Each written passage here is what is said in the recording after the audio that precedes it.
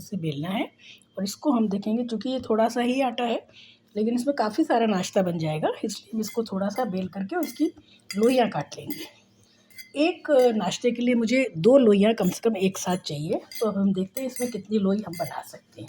और ये लोई कम से कम इतनी बड़ी होनी चाहिए जिससे एक पूरी रोटी बन सके। तो इसके लिए अब हम देखेंगे, तो इसको हम छोटी-छोटी लोइयों में काट लेंगे। इसको हमें बेल के रोटी के बराबर करना है। तो इस तरीके से हमारी कई सारी लोई बन जाएंगी। जोड़े में होने चाहिए, जैसे 2 एक साथ हो जाएंगी, 2 एक साथ हो जाएंगी और 2 एक साथ हो जाएंगी। इस तरीके से हमको लोई बनानी है। ये लोई थोड़ी छोटी है, तो इस तरीके से लोइयों को बना लेंगे। और अब हम इस लोई को एक साइड रखेंगे और इसको हम एक-एक करके अच्छे से बेलेंगे। पूरी एक रोटी बननी चाहिए, उतनी बड़ी हमको इसकी बेलनी है। इसको हम पूरी रोटी बनाएंगे। और अगर आपसे बेलते हैं, हालांकि इसमें मोयन है तो ये आसानी से बेल जाएगी। और अगर आप मोयन नहीं डाला है तो आप हल्का सा घी लगा करके इसको बेल सकते हैं। इस तरीके से हम पूरी एक रोटी बड़ी सी बनाएंगे, जिससे कि पूरा नाश्ता बन जाए।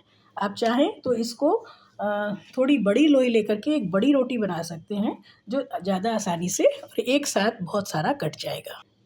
इस तरीके से हम एक बड़ी सी लोई बेल लेंगे रोटी की तरह से।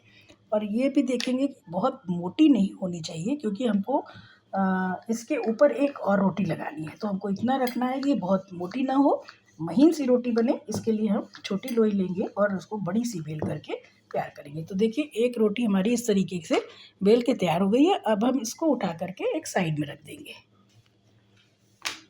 इस तरीके से एक लोई हमारी ऐसी बन के तैयार हो जाएगी। और हम एक दूसरी लोई लेंगे इसी इतनी ही बराबर की, जिसको हम इस तरीके से एक बड़ी सी रोटी बनाकर तैयार करेंगे।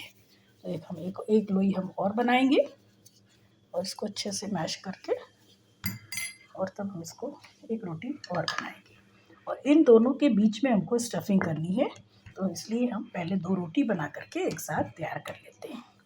ध्यान रहे, इसको हमें बहुत पतली, आप इसको अगर देखेंगे तो देखिए ये बहुत पतली सी रोटी बनकर तैयार हुई है, क्योंकि जब हम एक दूसरे के ऊपर दोनों को डालेंगे तो ये थोड़ी और थिक हो जाएंगी और बीच में स्टफिंग होगी।